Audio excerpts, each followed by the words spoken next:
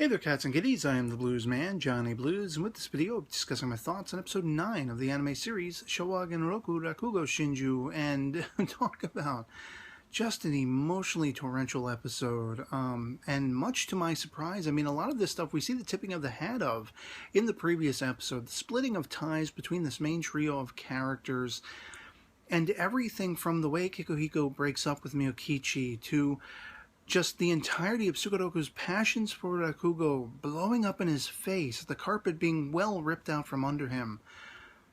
It was kind of unexpected to see how tumultuous and torrential it was, and I really felt the impact of it, especially what happens to Tsukuroku in this passion of his for Rakugo. He is the only person who really sees the necessity of its evolution to match the entertainments of the day, television and film and music and all this kind of stuff. And he has this bold-faced confrontation with the Yakumo of the day, and, you know, both men were drunk, but I feel like it very much laid bare in the rawest sense of how each of these men were feeling about their artistry and their craft. And neither is really right or wrong, you know, like, I guess in the grand scheme of what Rakugo is, I kind of side with the Yakumo of the day in that, you know, it is this art form that needs to kind of be stringent to certain policies and rules and that kind of thing, but at the same time, I can very much see where, you know, the more progressive attitude of Tsukuroku comes into play.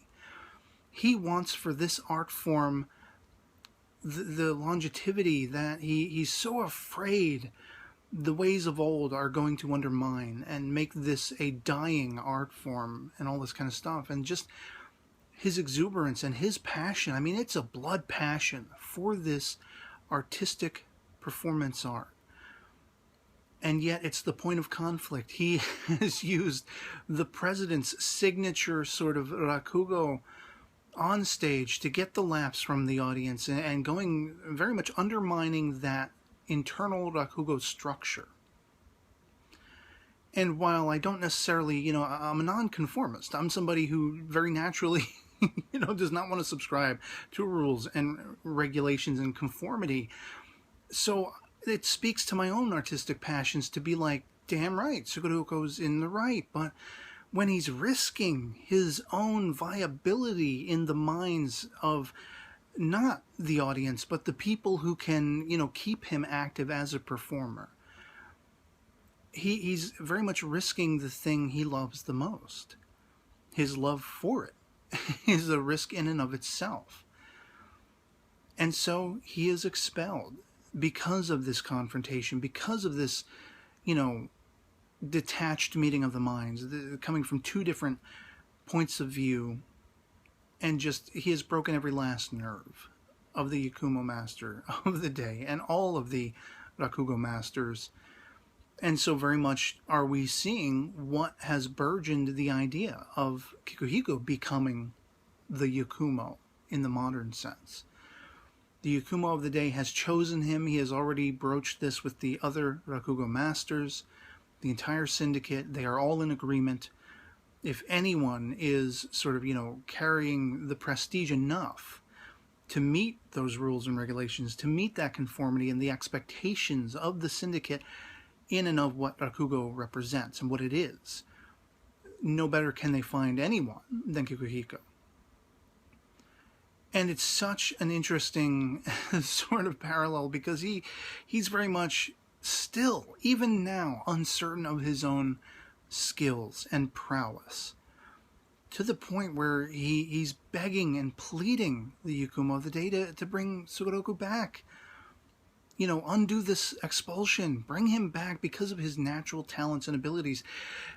Kikuhiko feels Tsukuroku is the much more well-defined, you know, Yakumo successor out of the both of them. And for that rift that then unfolds between them, the jealousy, we very much see in their own confrontation, Kikuhiko's and Tsukuroku's respectively, the father always liked you best kind of thing, but it's not in any way, shape, or form does it feel cliched to me. It was, again, torrentially emotional to see Sugaroku break down for the first time when he's gone to Kikuhiko to let him know they're leaving. He and Miyokichi are leaving. They're going to be having a kid. Finally, we have that answer. I was largely uncertain how that all came about, and through the course of the series, because I'd forgotten exactly what we were told in episode 1 about Konatsu, Miyokichi and Sugaroku's daughter. I had forgotten exactly whether or not they said, she was their daughter, and if this was going to be part of the exploration of their pasts to see that coming about, her birth and everything like that, which it turns out to be the case.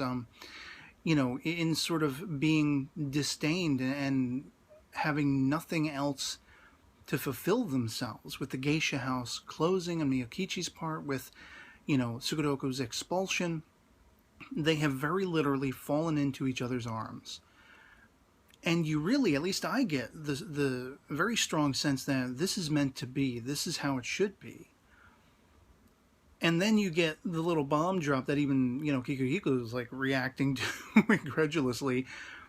Miyokichi stole the geisha house's bankroll, and I'm wondering if this is going to play a large part into seeing to Sugaroku's end. Maybe he's trying to fend off gangsters or somebody trying to come claim the money, chase them down. Something must go bad, and I'm wondering if that bankroll being stolen plays a part in that.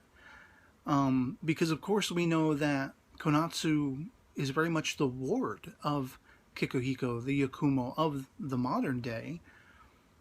And so something must have happened to both Sugaroku and Miyokichi, and that's very much what we're ramping up toward. But again, getting back to that confrontation between Sugaroku and Kikuhiko, to see him breaking down and finally confronting all the pain and the sorrow in what he's lost. He doesn't know, as he says, what to do. He has no idea how to move forward. This was never something that entered his frame of mind, because Rakugo was the sole purpose for his every action. Other than getting with the ladies and getting drunk, off hours, Rakugo was his passion. And Kikuhiko sees this. And it's just a very interesting contrast for Kikuhiko to have been feeling very much the same way Sugaroku has, but vice versa. He idolizes Sugaroku's natural talent. He idolizes the prowess with which, he commands an audience.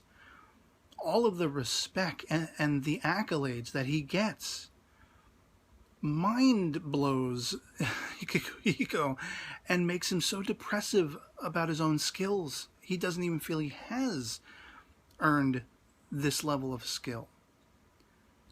And so to find that Sugaroku has been feeling that exact same way all along, just from the opposite end of the aisle. You've been the pampered son, you've been the prodigy, you've been the one that never had to, nobody ever had to beg the question as to whether or not you were good enough, and you never broke the rules, and you never sought to, be better than sort of just your small little corner that you fitted yourself into. Whereas I have tried to expound, and I've tried to earn the respect, I've tried to go beyond, and it's been a thankless effort every step of the way. You are the favored son. The jealousy that exists between them, born, ironically enough, out of the mutual love and respect they have for each other. It's just monumental. All of that is just insanely monumental. And it was kind of putting the cap on the bottle, if you will, of their having split ties. The entire sequence where you basically see the sexe alone time between Sugaroku and Miyokichi. Her talking about, Kikuhiko never let me do this. Never let me expose myself or kiss him on the lips and be physical with him. Did he even like women? And this is something that I've been contemplating myself, cursorily, through the course of the series. It doesn't matter in the grand scheme of things, just from the character perspective, to understand why Kikuhiko has made the decisions he has, and why he has this closeness with Sugaroku. Does it go beyond just admiring this sort of brother? Is there a love there that is much more, less, I should say, familial, and much more I don't want to say lustful, but just, you know, building up this person as something grander than you could even hope for yourself, and just being in love with the epitome of that, you know, up on a pedestal persona as you've embodied in your own mind, seems to be, you know, the framework of what is spelling out Kikuhiko's nature about all of this, about how he feels about Sugoroku and everything like that. And for the characters Miyokichi and Sugoroku to kind of, you know, be questioning that and be aware of that adds some legitimacy to that question, just from the character perspective of Kikuhiko. And I love Sugoroku's like, can you not mention the other guy when you're laying on top of me? You know, it's kind of a buzzkill. But yeah, that final confrontation and seeing how unsure Sugoroku now finds his position to be in the world. I don't think he's ever been this uncertain since being sort of, you know, a waif on the streets. So much of his life did he have already sort of presupposed has been carved out for him in his passion for Rakugo. Again, it never entered his mind to think otherwise, that there would ever be anything else, that he would ever find himself in this position. And so very much are we seeing this critical and emotional divide having now solidified by the end of this episode. You know, as I say, they were giving the tip of the hat, but it really didn't gain momentum until now to really see Kikuhiko has broken up and broken all ties with Miyokichi, but more so the jealousy in that divide, the you know, that was born out of the respect between these two Rakugo performers, these two brothers, because they each looked upon each other as being better than themselves. And now there's no going back. It's just, it hit me a lot more emotionally than I thought it would. Impacted me a lot more deeply. Maybe because there are scenarios in my own life, as are befitting of all of us, you know, in the very human quotient of experiencing similar breaking of ties and friends who have come and gone, and just that constantly evolving path of what life is and living is. And so yeah, I mean, as we're ramping up toward the end of this series, you know, in the PV for the next episode, are we gonna probably be seeing, you know, Konatsu as a child? And I'm not exactly sure if this is going to already jump ahead and she will be the ward of Kikuhiko, or we're going to see the going through the motions of what exactly led to whatever travesty befell Sugoroku and possibly Miyokichi. I'm a little unclear as to how much longer she may have survived beyond him, if something happened to him in this time period, and you know, that kind of thing, whether there's maybe a reforging of the gap between Kikuhiko and Miyokichi, maybe they come back together or something, I don't know. I have to assume that at some juncture, either they decided to put the well-being of Konatsu into Kikuhiko's hands, or it's something that came about after whatever took them both out of the picture. And Kikuhiko felt resoundingly responsible for this now parentless child, this orphan child. So I really hope we get into the entirety of how all of that played out. And, you know, it just really keeps me attuned to this series and loving every step of the way, every bit of the characterization and the depth of the story. Some elements, as I have said and talked about previously, are a little bit predictable here and there, but I mean, every story has already been told. It's a matter of the point of view and what you do with the material that makes it resounding or not. And this has been thoroughly resounding from the word go for me. And so yeah, that'll be pretty much it for me on this. Can't wait for the next one. Hope this video finds you well, and I'll catch you all later. Peace.